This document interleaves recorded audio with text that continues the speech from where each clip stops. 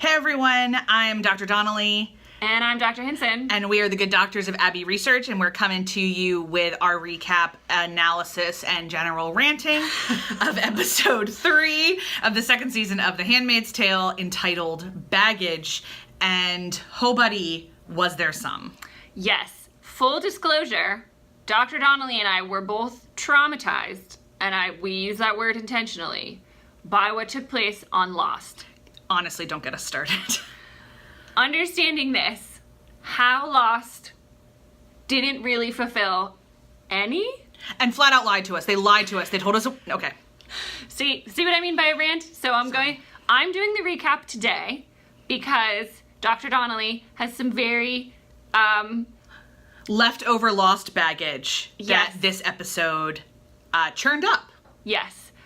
So in order to avoid an angry, screaming rant recap, I'm taking that off the handle for Dr. Donnelly, but just so you know, that's where we're coming from. We're a little mistrustful of television shows, or a lot mistrustful, depending on our perspectives, that they always know where they're going.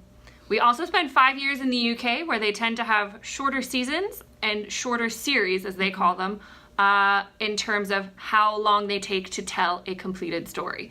So that is our full disclosure before we get into this. So baggage starts with our June. She's still in the Boston Globe offices, just chilling, just hanging out.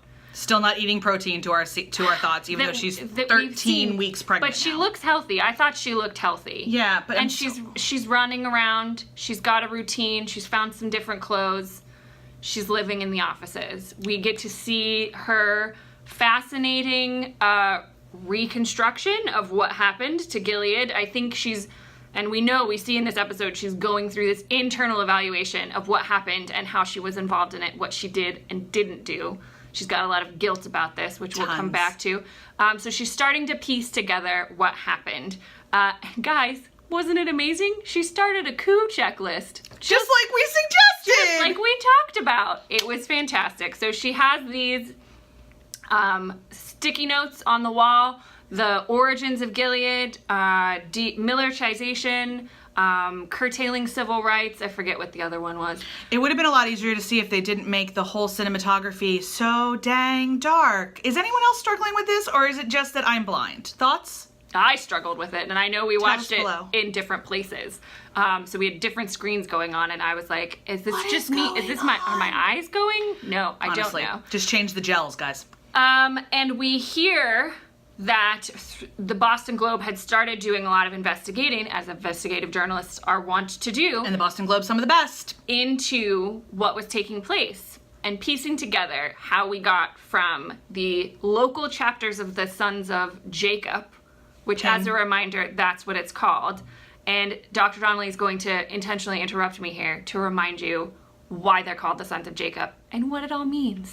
So we're going to link to the explanation that I did last season about Jacob, Rachel, Leah, Bilhah, the whole thing that Gilead has appropriated from the book of Genesis and wildly and incorrectly misinterpreted, I know you're shocked, to explain how they've constructed their whole thing. But for those of you who have never sat through a Christmas Eve service, let me let you know that the Sons of Jacob are potentially, if they're talking about the line of Jacob, Jesus came from the line of Jacob. He comes from the line of Judah, who is one of Jacob's sons. Jacob is the father of many nations, also the father of Joseph of the Technicolor Dreamcoat fame. There's lots of this going on. So I think what they mean by the Sons of Jacob is that they are also the direct descendants of redemption, or the direct ancestors of redemption.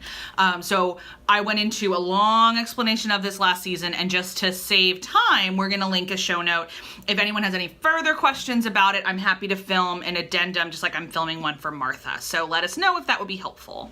Yeah, if anybody isn't sure about even why they're called the Rachel and Leah Centers, this all goes back to that story of Jacob and Rachel's infertility and Leah being her handmaid. So it all has this. Leah being the other wife and Bilhah being a handmaid. It's okay. See, it's very confusing. See, even I get it wrong. That's why she's the religious expert. So it's very complicated, but it's all intentional, even if it's intentionally misappropriated. So back to the recap. June has her little routine going on. We see that Nick, boyfriend, eyebrows, I call them eyebrows. all of our Aren't they favorite, magnificent? all of our favorite nicknames, comes by to bring her coffee and to have sex. So he's, keeping an eye on her. She's there for 2 months, so she's now 15 weeks pregnant? 13. 13 weeks pregnant. 13. Math. I'm not a mathematician. Yeah, ish. Like, ish. 13 weeks pregnant. And then it's time for her to leave. So she leaves, she gets into a truck. She's feeling really reticent about leaving, particularly without the knowledge of Nick, which I'll get into at the end of our chat today. And she is taken by this man to another place. Another abandoned warehouse where we see all of the old road signs and street signs and markers, things that identified old Boston, which I will also come back to because you know me and objects. I love a good object story. She stays there for a while. Another man comes in to take her away, but he finds out right in the middle that the safe house was compromised. And June, in her desperation to fully actualize her escape, as we talked about, stands in front of the truck, somehow convinces him to take her. He ends up taking her to his house. Whoops! Not something he's done before. The wife was very upset. The son was strangely okay with a random white lady stranger. We have some questions about that. I'm not sure they thought through that storyline. No. Also, why was June? I was screaming at June for standing at the window. I was like, walk away from the window. They can see you. She's an idiot. People are watching. I just don't. There was a lot about this episode that made me go, did the writing room? Anyway. As we said, lost hang-ups. We're a little traumatized. I just don't think they're thinking. So June decides she's waited too long after they're at this religious service, public profession of faith, as it was called, and decides she's done waiting. That's what she did the last time. She's not doing it now. Steals some clothes, decides to go rogue into this village of people who look like they work for Gilead. There's agricultural stuff there. We see she's flashing back this whole time to the lectures from Aunt Lydia. We've also been and gone, as I forgot to mention, to Canada. We see what Moira's doing. We also have a ton of flashbacks about June's mother. Yes, and this whole relationship that she had with her mother, where her mother was the radicalist, her mother was the feminist, her mother was the protester, and June was the one who just wanted to build a family and a life and pretend that what was possibly happening in Gilead or in America before it became Gilead wasn't really happening. Yeah, so we discover, for instance, that her mother was an unwoman. Yes, became an unwoman and had spent the majority of her life, what it looks like, helping women at abortion clinics. Pre-Gilead, clearly. Let's just connect those dots. Yeah. Obviously. So June escapes. She gets on a train. We learn that Gilead is probably, as Dr. Donnelly thought, just slightly larger than the size of Boston. If you pause your screen like I did at the map on the train, you would have seen that. Like it doesn't look like it goes a whole lot past Worcester. Yeah. Like it doesn't look like it does. Everything else was grayed out. Yeah. So she goes on the run. She gets to the airfield. She finds the pilot. Oh my god, is she actually gonna leave? Spoiler alert, lol JK, the Guardians show up. Everybody dies. June gets taken away. Cut. Scene. I'm going to turn this over to Dr. Donnelly for her thoughts on the religiosity, and then I'll be back with just a few tie-ups from what I talked about last episode. Right, so part of the lost hang-ups is that I'm no longer confident that they know where they're going. And so the rabbit trails that we're falling down, I'm not always sure if they're being intentional. So unless I tell you otherwise, these are suppositions, not confidences anymore. As I had confidence in Atwood's narrative and what they were doing with Atwood. I'm less confident post-Atwood. Second seasons are murky because you have the opportunity to go a lot bigger. And they're really, really pleased with their own cleverness. They love how clever they're being. Which is cool because the cleverness is part of the fun of the analysis. Right. But for instance, at one point June has ashes on her forehead. It's dirt, but it's evocative of ashes from Ash Wednesday. It looks to me like it has to be intentional because it's specifically where it is. But if it's not, anyway. So let me pause on that for a minute because that's a great thing. There are kind of three main points I want to talk about with the religiosity. The first is June's role in her own redemption and in how she is constructing kind of her own faith system out of what was clearly a childhood Catholicism that we learned from last week because she knows some of the prayers for the dead and some of the prayers in the funeral mass. But the Ashes is a reminder. Ash Wednesday starts the Christian festival of Lent, which is 40 days before Easter.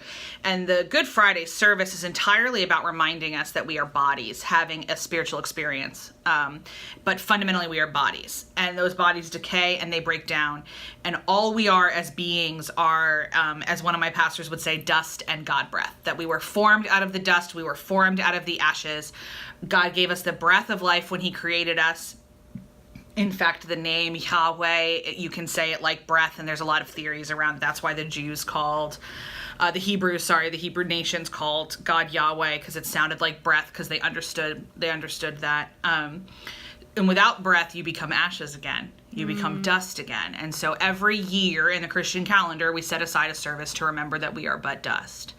And in a lot of ways, if June is embracing that, truly, that she no longer has this kind of understanding that came with modern America that we are invincible and there's all this medicine that we can do, and the Enlightenment thought that reason is the most important thing. If she has gone back to the proto-spiritual roots of understanding that she is dust, my theology would tell me that she now is actually walking in her deepest power, and she is now walking actually in her deepest sense of self because she understands her role with the universe and she understands everything. Whoa. So if that is true and that is happening, then all she's going to do from here on out is continue to be more resistant and continue to be more badass because she has centered herself in who she is versus who Gilead has told her she is. That re-individualization that we talk about that she's going through as a process, that is also, I think, tied to a sense of some form of religiosity. 100%. That she is expressing. So, for instance, when she's in the house with the family in the Underground Railroad for Handmaids, she discovers the gentleman's Quran and prayer mat.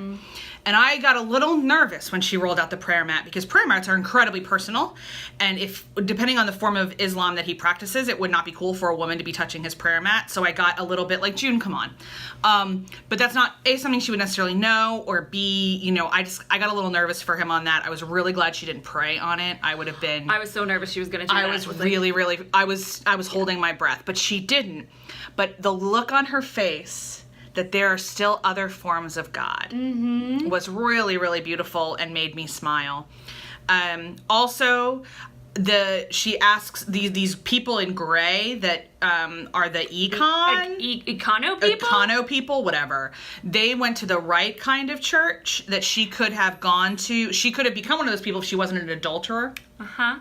So questions, what's the right kind of church? I'm going to guess vaguely fundamentalist and nothing that was anything about social justice. So like the Episcopals and the Methodists would probably be out. A whole lot of Baptists would be out. Yes. We're probably looking at non-denominational, hyper-conservative evangelical. We're probably looking at Saddleback churches or Foursquare movements or things like that. Because we saw in the first season as well, the church on the way to Canada where all those people had been hung. So presumably that would have been a sect that did not fit into the new Gilead, the new religion. Right.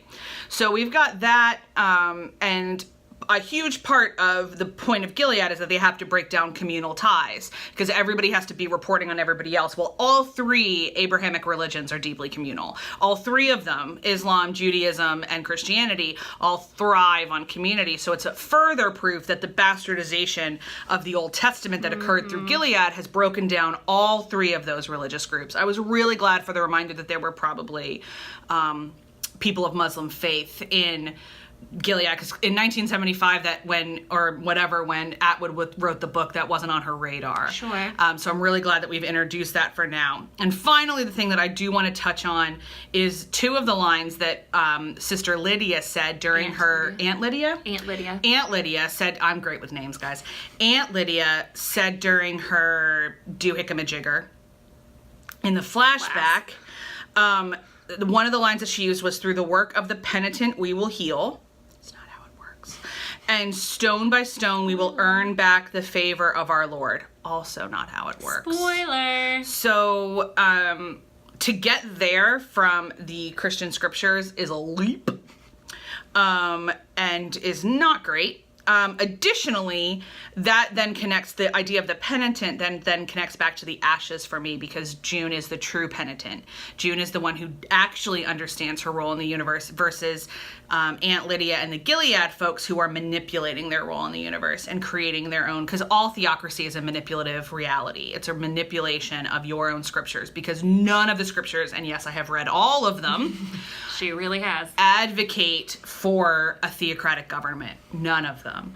And in fact, most of the Talmud, and the Midrash, the extra rabbinical writings, were deeply afraid of a theocracy. And there's a lot of Muslim cleric writings that are deeply afraid of a theocracy as well, which is why there's one of the reasons I can't get down to that rabbit hole. But trust me, there are a lot that are very against a theocracy.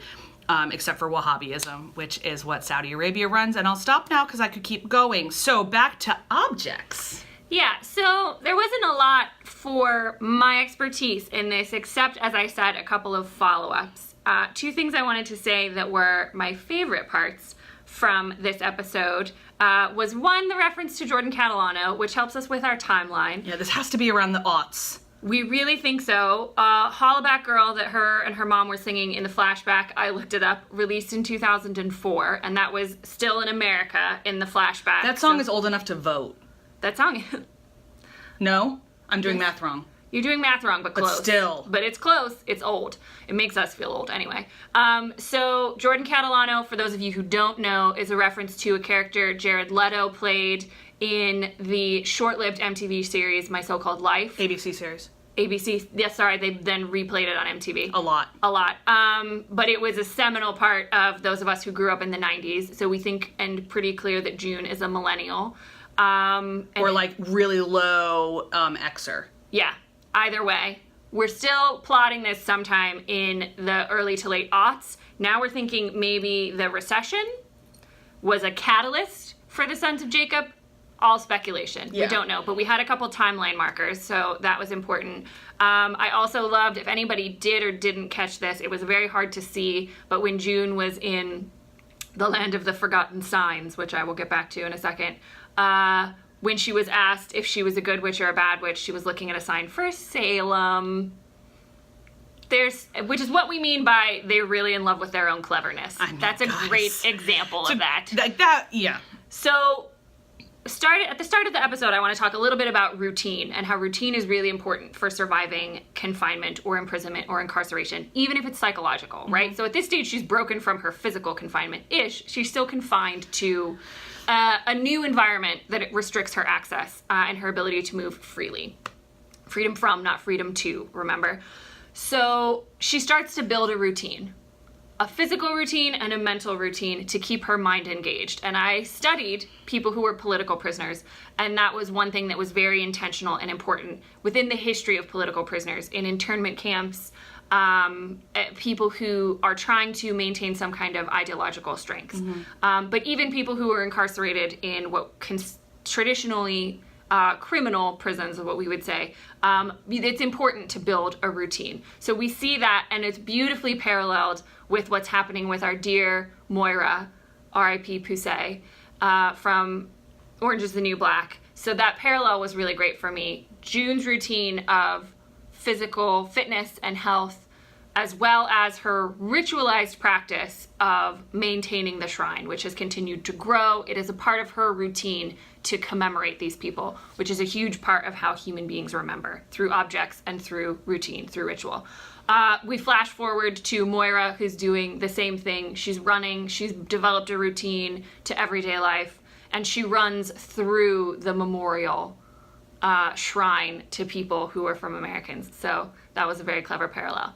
To the land of the forgotten signs, I have some questions as to why they are keeping these objects. Yeah. So they have rewritten the script of this land. It is no longer America. America does not exist. We are Gilead. It is utilitarian. Everybody serves a purpose. Even the unwomen in the colonies serve a purpose as a threat, a reminder what could happen And even though the wife and the Econo people reference that, right? Like, you are used as a threat to us. Handmaids, referencing June. So there's these levels of threat. You don't want to be these people, because you would think they would just kill the unwomen, but no. Death by prolonged exposure to radiation is much, much worse. So I think sometimes, I'm still puzzling through this, sometimes that's why they send people to the colonies as opposed to just killing them. Yeah. So why are they saving these? Why have reminders of what America was? And it reminded me from my art history background of iconoclasms that happen when there's a great political movement and you strip away all the reminders of the past society. We saw it a lot in religious movements and art, and how art was an expression of that. So iconoclasts are popular. They happen. Even just think of the war in Iraq, and we tore down all the symbols of old Saddam Hussein. And sometimes you destroy them and sometimes you keep them as reminders of what was there. But they have kept these and hidden them away. I don't know why. I'm still puzzling. We think it could be several things. One, they're not really afraid of a massive resistance anymore because they have the control. They being the people who control Gilead. Their hubris is unchecked. Yep. So it could be hubris. It could be they have some plan for it. We don't know. Or it could be a plot hole. Yeah, we think possibly we didn't really think through that, and the writers just really loved the symbolism of Salem behind her for that line, and that's kind of where it went. And they wanted to give us some teasers as to where we were geographically. Yeah. So those were my two main thoughts from this. We still have questions about geography, timeline. We're really concerned now for June and what's going to happen to her, presumably returned to the commander's home after she is found Serena out. Joy is gonna be so happy. Serena Joy is gonna be unhappy. So we're not sure what episode we're getting next week. Yeah, because it seems they've slowed down. We thought it was 2 a week. Now we're back to 1 a week. So episode 4, maybe episode 5 next week. But that is what we have for you for this summation stroke analysis. We've got, we know that Britain is now involved in helping Canada. There might be some sort of military operation, which was what Luke was looking into. So, and since we are pre-Brexit, that might mean that things actually happen. Ooh, who knows? So lots to keep forward to keep in mind for future episodes. They certainly love to tease us, that they do in their cleverness. And yet not provide any teasers. I kept waiting for Hulu to say next time on Handmaids. No, they are as in control of the narrative as those. Gilead is in control of Gilead. Hey, ching. On that note, we've run long. So happy week, guys. We'll see you next week. Bye. Bye.